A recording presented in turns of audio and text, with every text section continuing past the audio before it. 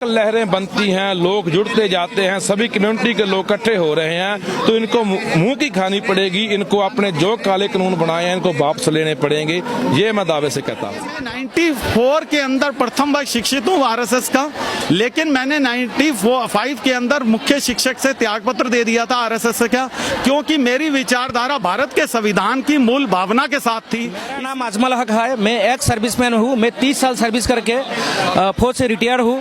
मैं असम का वासी हूँ, तो असम से मैं शाहीनबाग आया हूँ। जो हमारा असम में एनआरसी में हुआ है उसका मैं एक्चुअली जो हकीकत है हुआ है उसका मैं हमारा देशवासियों को बताने के लिए आया हूँ। अभी इन्होंने एक क्वेश्चन किया जो प्रधानमंत्री ने बोला है जो असम में या किसी भी जगह में डिटेंशन कैंप नहीं है, ये सरासर झूठ है। ये जो है ना हमारा देशवासियों को मूर्ख बनाने के लिए प्रधानमंत्री जी का बोला है। हमारा असम में 6 डिटेंशन सेंटर है और 6 डिटेंशन सेंटर में अभी लगभग 1000 से ऊपर मतलब 1100 लोग डिटेंशन कैंप में है और वो सब इंडियन सिटीजन है।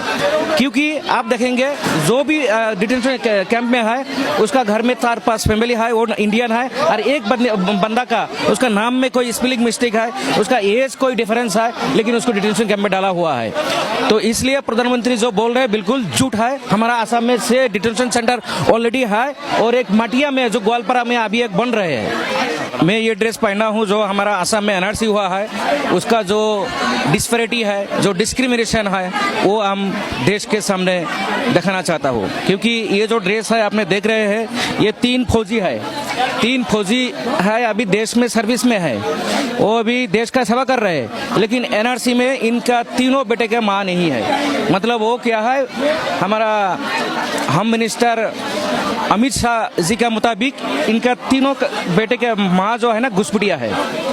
अभी ये जो आप देख रहे हैं ये एक फिगर है, आप लोग पहला भी आया हुआ था मीडिया में। ये जो है ना जो एनआरसी में जो असम गवर्नमेंट ने इनको क्या क्या फॉरेनर डिक्लेयर किया गया है, जो कि 30 साल सर्विस किया, ये राष्ट्रपति का अवार्ड मिला है, लेकिन अभी रिजल्ट क्या है ये फॉरेनर है, जबकि ये पूरा खानदान इसका पूरा भाई चाचा बहन सब इंडियन है। उसके बाद जो अभी कहानियां है असम में जो एनआरसी है इसमें आप देखेंगे जो एक्स प्रेसिडेंट था फखरुद्दीन अली अहमद, उनका भी नाम एनआरसी में नहीं है। जो एक्स सीएम था अनवरा टाइमर, उनका भी एनआरसी में नाम नहीं है। तो मेरा कहने का मतलब है जो एनआरसी हुआ है असम में, जो 19 लाख लोग जो बात पड़ा है जो एनआरसी से बाहर आए, वो 100% इंडियन सिटीजन है, 99% इंडियन सिटीजन है। क्योंकि घर में 5 मेंबर है, उनमें से 1 मेंबर का नाम एनआरसी में नहीं है। तो ऐसा जो अभी असम में हुआ है, ये अगर पूरा वर्ल्ड में पूरा इंडिया में होगा तो कितना बड़ा एक महाभारत होगा, कितना बड़ा एक सिविल वॉर हो जाएगा, कितना बड़ा एक और अराजकता पैदा हो जाएगा। तो इसलिए मैंने लिखा हूँ ये जो कहा है, जो एनपीआर है, जो एनआरसी है, ये अनडेमोक्रेटिक है, ये अगेंस्ट ऑफ कॉन्स्टिट्यूशन है, ये टॉलरेंट है, ये एक सिविल वॉर का शुरुआत है। ये जो असम में हुआ है इसका एक जीता जाता एग्जाम्पल है, उदाहरण है। राष्ट्रीय स्वयंसेवक संघ के आरएसएस जो है उसका प्रथम वर्ष शिक्षित हूँ। मैंने 1994 के अंदर प्रथम वर्ष किया था।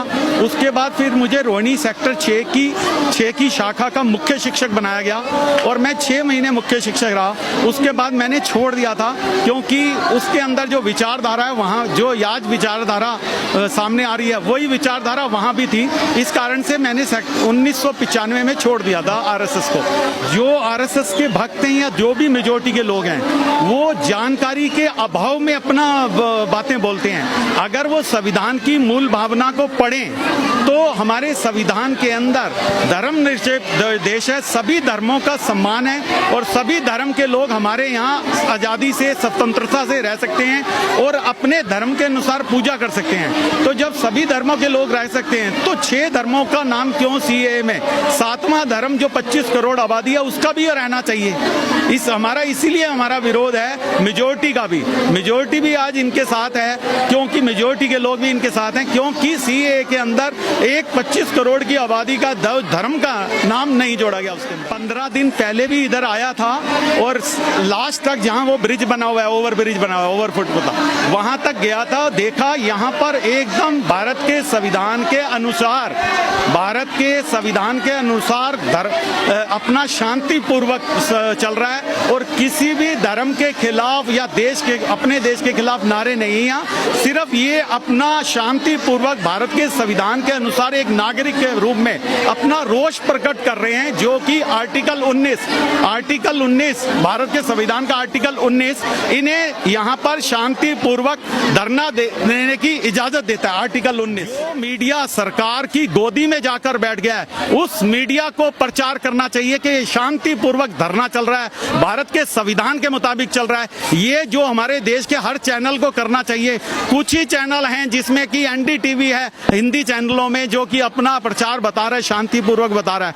अन्य चैनल जो है सरकार की गोदी में बैठे हुए हैं, इसीलिए वो यहाँ की भाषा नहीं समझ रहे, सरकार की भाषा समझ रहे हैं जिसने सीए लागू किया। मीडिया गोदी मीडिया कर रहा है कि देखो जी वहां पर तो अतवादी बैठे हैं, वहां पर तो बखवादी बैठे हैं, क्रिमिनल बैठे हैं, वो देश को तोड़ना चाहते हैं। यहाँ कोई देश को तोड़ने वाले नहीं है, जहाँ देश को जोड़ने वाले बैठे हैं। तोड़ने की बातें तो ये कर रहे हैं। देखो अनुराग ठाकुर क्या बोलता है, देश के गद्दारों को गोली मारो सालों को। एक और उनका नेता बोलता है कि वहां तो भाई बलात्कारी बैठे हैं, अगर आज को उनको नहीं खदेड़ा गया, आज उनको नहीं पीटा गया, मारा गया, जेलों में डाला गया, तो वो एक दिन आपके घरों में आकर आपकी बहू बेटियों के साथ बलात्कार करेंगे।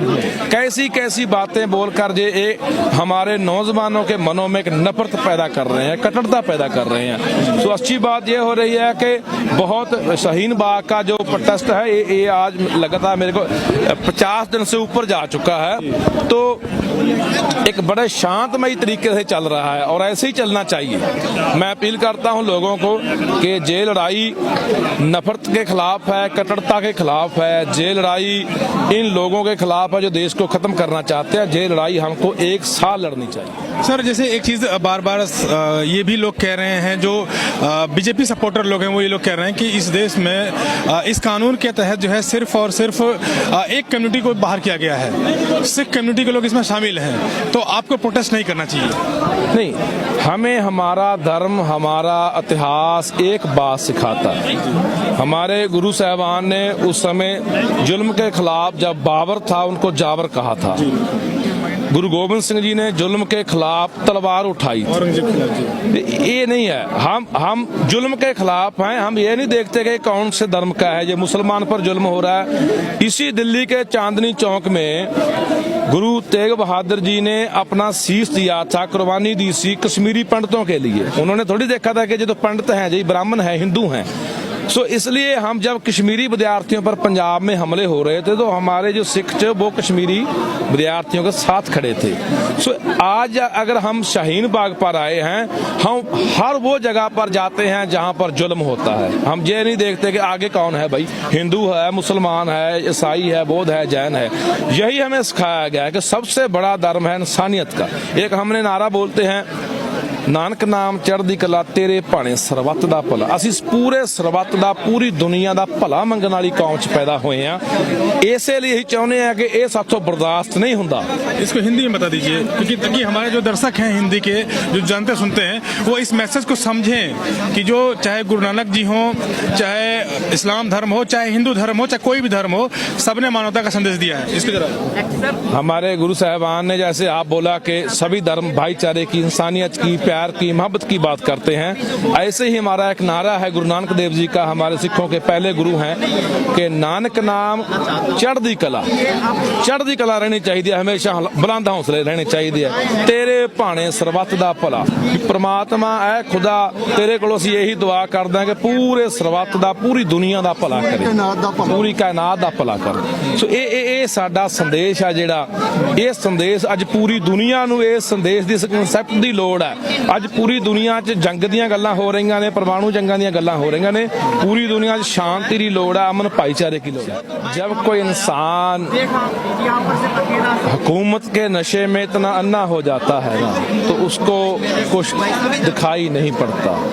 ये जो हुकूमत के नशे में अन्य हो चुके लोग हैं, इनको लगता है कि हम तो जोर जबरदस्ती करके इनको डरा के धमका के जेलों में डाल के एनएसए लागू किया ना दिल्ली में, इसी का कारण है। एनएसए लागू किया, लोगों को डराया जावे, गोलीबारी होती है जामिया के आगे, यहाँ पर होती है, लोगों को डराया जावे, दिल में एक डर पैदा किया जाए, तो इससे ये चल रहे हैं। पर मैं एक बात कहना चाहता हूँ कि ये बात इनको दिमाग से निकाल देनी चाहिए कि जब लोग सड़कों पर निकलते हैं, लोक लहरें बनती हैं, लोग जुड़ते जाते हैं, सभी कम्युनिटी के लोग इकट्ठे हो रहे हैं, तो इनको मुंह की खानी पड़ेगी। इनको अपने जो काले कानून बनाए हैं इनको वापस लेने पड़ेंगे, ये मैं दावे से कहता हूँ। के अंदर में 6 डिटेंशन कैंप हैं। और एक बात और बता दूं कि आसाम के अंदर जितने भी 14.5 लाख हमारे हिंदू भाई हैं वो भारत के नागरिक हैं। अब आप ये बताओ कि जिसका भाई इसका ना 4 बच्चे हैं, 4 बच्चों में अब वो सारे जवान हो गए, उन माँ बाप बूढ़े हो गए हैं, अब उनका एक बच्चे का डॉक्यूमेंट्स शुरू से अगर गलत है या उसके पास में जन्म पत्री यानी बर्थ सर्टिफिकेट नहीं है, तो आप ये बताओ वो आ गया भाई इस गाना में जो CAA में, उसको ये चाहते हैं कि CAA में जब वो रजिस्ट्रार के पास जाता है कि मेरी जन्म पत्री नहीं है और मेरे पास डॉक्यूमेंट नहीं है, तो आप ये सोचो कि उसको रजिस्ट्रार कहते हैं कि ऐसा करो कि भाई तुम टेंशन न लो, तुम्हें तो हम CAA में ले लेंगे। मतलब ये बताओ कि जो नागरिक भारत का है, जो पैदा हिंदुस्तान में हुआ, आप उससे कह रहे हो कि हम तुम्हें CAA में हम ले लेंगे। मतलब आप बता देना कि हम पे बांग्लादेश में या पाकिस्तान में हम पे जुल्म हुआ था और हम यहाँ आ गए थे, हम हिंदू हैं, तो तुम्हें हम ले लेंगे हिंदू यानी नागरिकता में। तो आप ये बताओ कि भाई जब वो बंदा खुश होके जब वापस गया तो उसके वहाँ के बुद्धिजीवी लोगों ने ये बताया कि अबे भाई तू बेवकूफ़ आदमी है, तेरे बहन भाई तो यहाँ की नागरिकता इंडिया की, तेरे बाप की नागरिकता यहाँ की है, तो तू इस गाना में CAA में आके क्यों कहता है कि इस गाना ठीक है मैं सताया हुआ हूँ। तो इस चलते आप ये सोचो कि भाई जब उसको समझाया कि साले ना तो तुझे भाई यहाँ की नागरिकता मिलेगी सही ढंग से और ना तुझे यहाँ पर ही 2m दर्जे का नागरिक समझा जाएगा, ना तुझे वोट डालने का अधिकार होगा, ना तुझे कोई सर्विस मिलेगी, ना तुझे कोई नौकरी मिलेगी। तो आपको मैं बता दूं कि हम उन हिंदू भाइयों से भी और जो आदिवासी भाई हैं उनसे भी हम यही कहना चाहते हैं कि मुसलमानों से ज़्यादा आप आएंगे। क्यों कि ये आप भ्रम में न जाना, क्योंकि मुसलमान कितना निकला 5 लाख और हिंदू भाई कितना है 14.5 लाख, जो भारत के नागरिक होते हुए भी वो CAA के जरिए दूसरे दर्जे के नागरिक। बहुजन समाज से जुड़ी हर खबर को देखने के लिए बहुजन TV को लाइक कीजिए, सब्सक्राइब कीजिए और शेयर कीजिए।